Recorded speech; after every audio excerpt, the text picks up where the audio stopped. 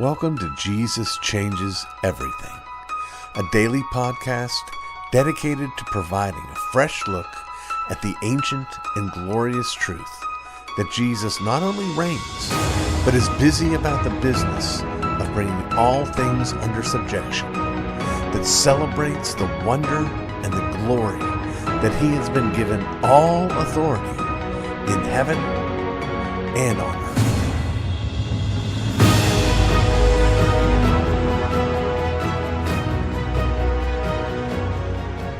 We come now to our third and final look at the fifth commandment in our ongoing series, The Sin Stones.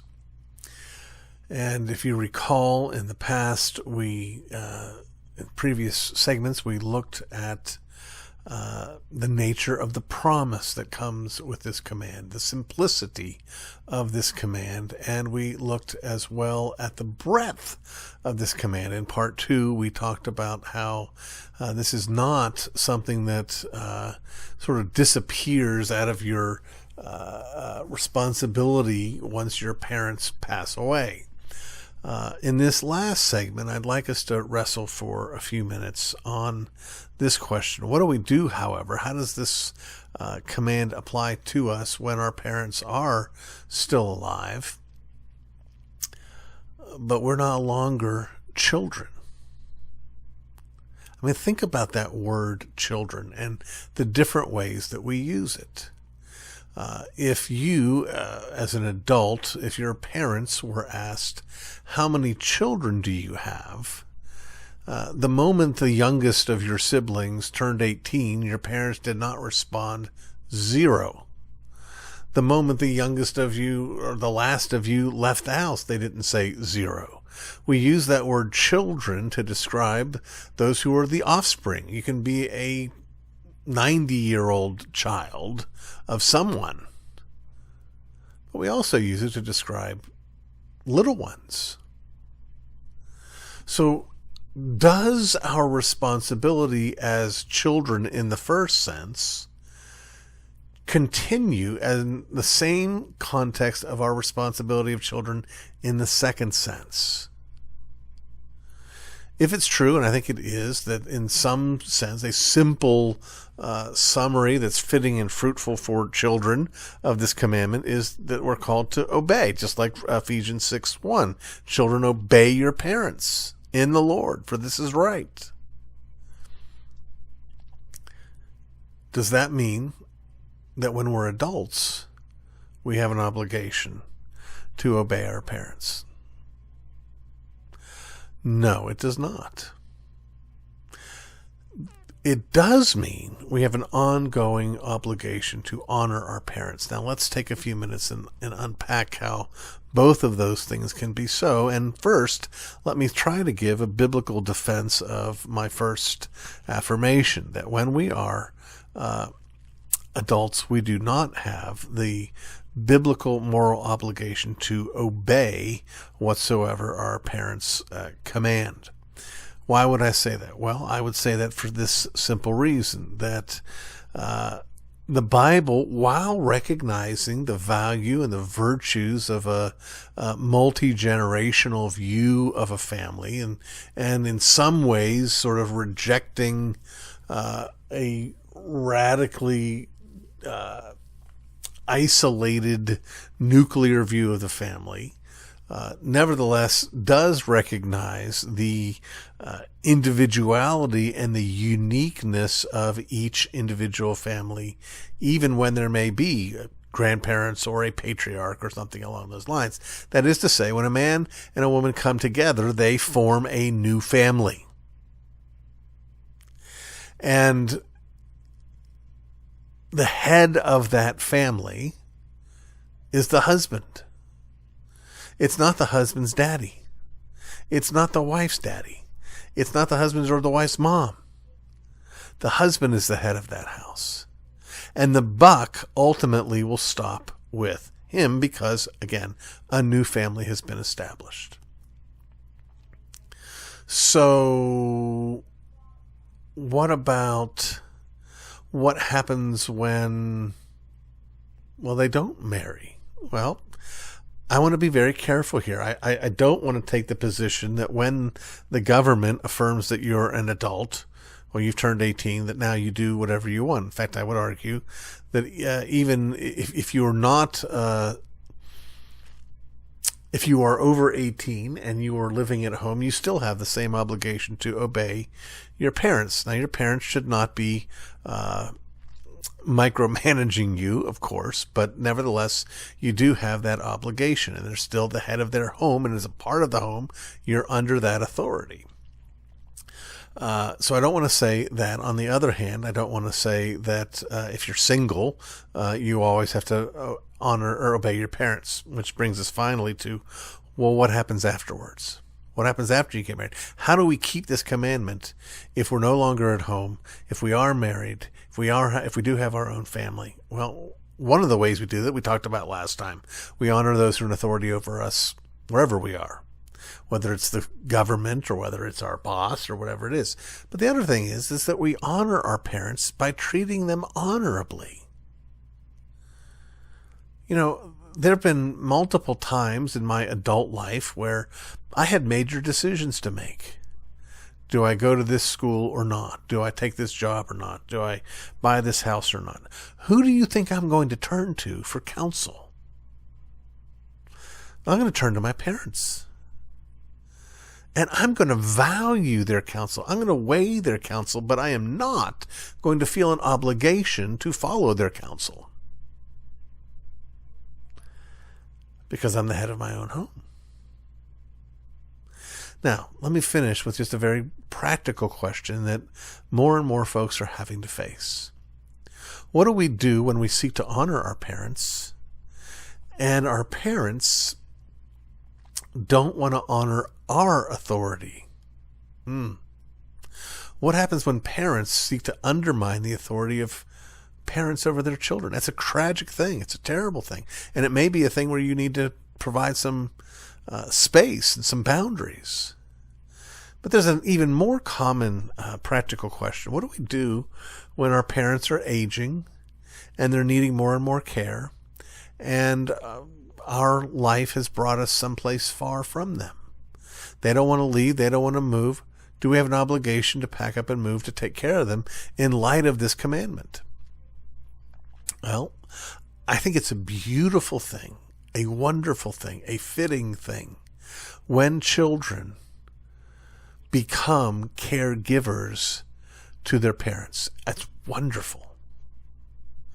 But I think it needs to be done in a context where the children, the ones who are giving the care, are the ones in authority.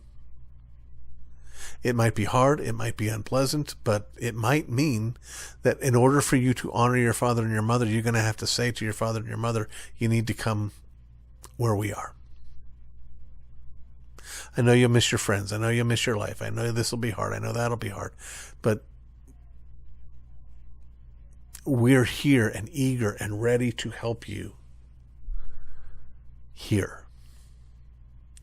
Now, I'm not saying that's a hard and fast rule. I'm not saying that that's the clearest thing in the world in all the scripture, but I do think it flows out of some sound biblical principles. Well, next time we'll turn our attention in this Sin Stones segment to the sixth commandment.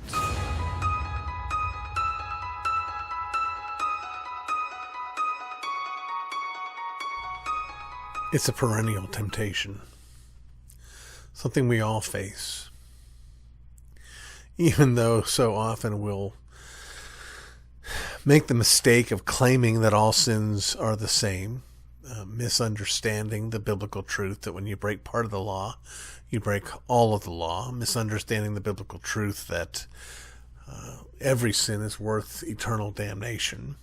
And we jump to that conclusion that all sins are the same in our speaking, but we know it's not true. We know some sins are worse than others. The real mistake is that the tendency we all have is to judge the relative importance of a particular sin based on how likely we are to commit it. Or to put it another way, the really, really bad sins are not the ones that I commit. They're the ones that somebody else commits. And because of that, our propensity is to present ourselves as better than we are, and to present our cause as righteous and holy because we're going after the really bad sins. Well, we live in a day where this kind of thinking is going off in, it's exploding. We live in a world where whoever grabs the microphone, whoever is the victim of the day, gets to determine what we all have to say to atone for our sins against the victim. And if we don't, then we're the devil. And then because we don't like being the devil, we have to go against them.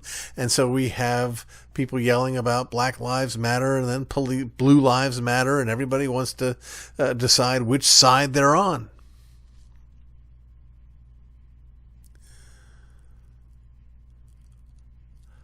I don't want to be one of those people. And I want to help other people not be one of those people. I want to be a person whose focus is on my own sins. I want to be the person who is far more concerned and worried about what I do wrong than I am about what others have done wrong, including those who do wrong to me. And I want to be able to do this because I believe in the power of God's grace. I want you to understand that the underlying message that guides everything we do at Dunamis Fellowship is that message that God redeems sinners. And the implication for that isn't simply other people need to hear this message. The implications are, I'm a sinner. God's redeemed me. And so when we live in a world of cancel culture, we want to be a place where it's the sins, where we emphasize the canceling of the sins and the penalty of the sins more than the canceling of the person who's committed the sins. We want to be a place, we want to be a ministry that is saying to the watching world, hey, don't pick a side. Refuse to pick a side. Instead, stick with Jesus. Today I read the story of a baker, not a baker, a restaurant owner in Chicago. Owned a place called Nini's. I say owned because it's now closed. It's now closed because he would not be bullied into taking a side, the owner. Juan is a Christian. And Juan rightly affirmed the beautiful truth that all people matter and all people's lives matter. He refused to say all the police are the devil. He went on to say, I can't support the organization Black Lives Matter because of their commitment to supporting sexual perversity. And he went on to say that he was a Christian and that other religions led straight to hell. And he got canceled. Now, the temptation that we face is to jump up and down and say, this has to stop, this is terrible, First Amendment, to miss the promise of Jesus, who says we're blessed when we're persecuted for his name's sake. This is not a guy being a jerk and being persecuted. This is a guy being faithful and being persecuted. And he can do it, again, because he knows he's been rescued from his sin. Because he's lived the resurrection, dunamis power of the living God. Believing in the power of the gospel changes how we live our lives. Not by pushing us from being blue to being red. It changes how we live our lives by lifting us above this and stooping us below it. It lifts us above this because our citizenship is in heaven, and we stoop below it because we give the message of our King to everyone, whether they're blue, whether they're red, whether they're purple. If you've listened long enough to this podcast, you know I've got political views. I've got political convictions. I've got economic views and economic convictions. None of those have changed. And I don't think they ever will, or at least on this side of death.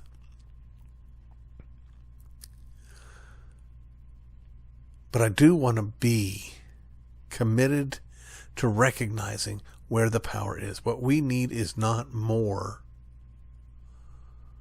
George Washington, not more founders of this country.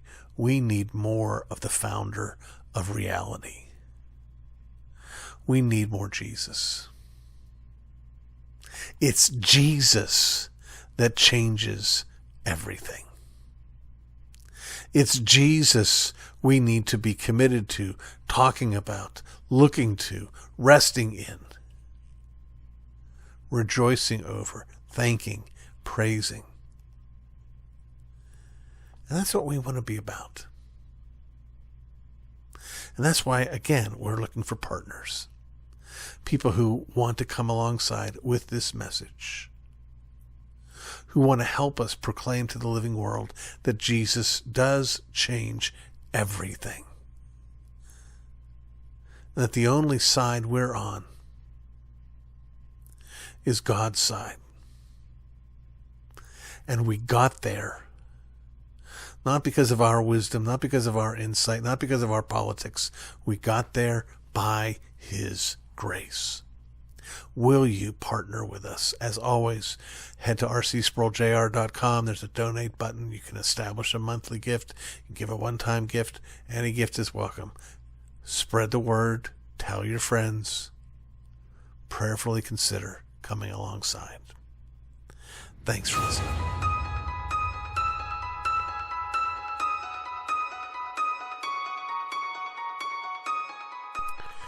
I'd like to say that I need to cull my list of people who follow me one way or another, but actually I'd like to see those numbers grow. But maybe I should consider this not a function of reducing my numbers, but a function of being open, being honest, being vulnerable, revealing the truth about myself. Because what I'm about to tell you are two truths about me that you may find shocking, disheartening, disappointing. But again, I think it's important for me to be open and honest, and so I will. There are two confessions that I need to make. I've made them before. I'm not sure how many people heard them. But one thing I haven't done in making these confessions, and actually I'm still not ready to do it, is I haven't expressed these confessions in a context of sorrow. I haven't repented for these two things about me that I'm about to say, nor will I do so today. The two things that I need to confess that may shock you, and I hope you're sitting down. I don't like and I don't drink coffee. That's one. The second is I don't like and I don't eat Mexican food. Now, tortilla chips, I'm fine with. Churros, I think are tasty. But outside of that, I'm just not interested. I know it's unusual. I know it's weird, but I'm asking you not to turn on me. I'm asking you not to hate me for being me, for being unique, for being unusual. it's hard for people to fathom, and I often get pushback on both instances. People say, "Oh, well, you probably don't like coffee because you've had it this way or you've had it that way." Certainly, it's possible that you could serve me a cup of coffee that I would enjoy drinking. The only thing that would be necessary for that to happen is that it would have to not taste like coffee. And the bizarre thing is that many of you out there who think of yourselves as coffee fanatics actually don't care for coffee either. You fill up your coffee cups with so much flavoring and sugar and cream that it just completely drowns out the taste of coffee, which is bitter.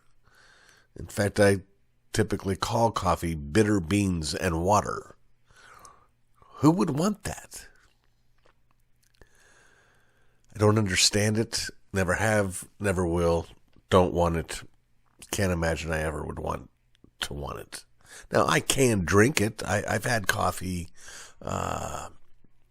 in situations where I needed a jolt of caffeine, where I'm driving and I'm getting tired and I need to stay awake, so I get a cup of coffee. I can do that.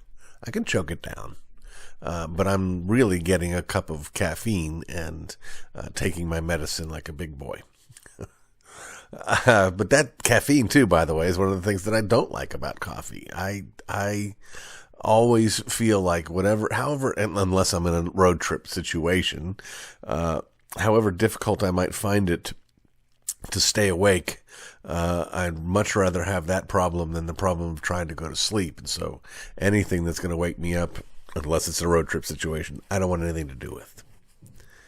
Mexican, I get it even more pushback. Oh, well, you haven't had this, or oh, you haven't had that. You haven't had real Mexican food, or you haven't had my Mexican food, or you haven't had this restaurant's Mexican food. Well, I've had Mexican food more times than I would care to count, more times than I would care to have, and I don't like it. And people ask me all the time, well, what is it you don't like about Mexican food? My response is pretty simple and straightforward. I always tell people, well, pretty much what I don't like is how it tastes.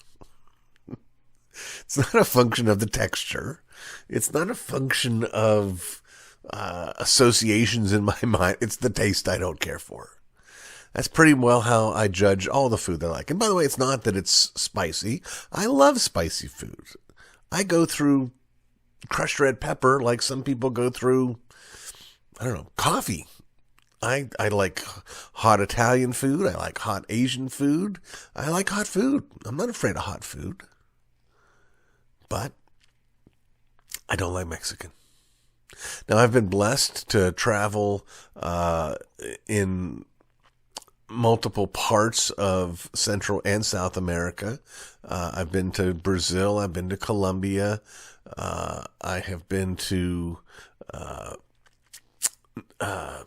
Belize, various and sundry countries down that way, and have had those foods that are distinct from Mexican, but that have some overlap. I would say a lot of rice, or a lot of beans, that kind of thing.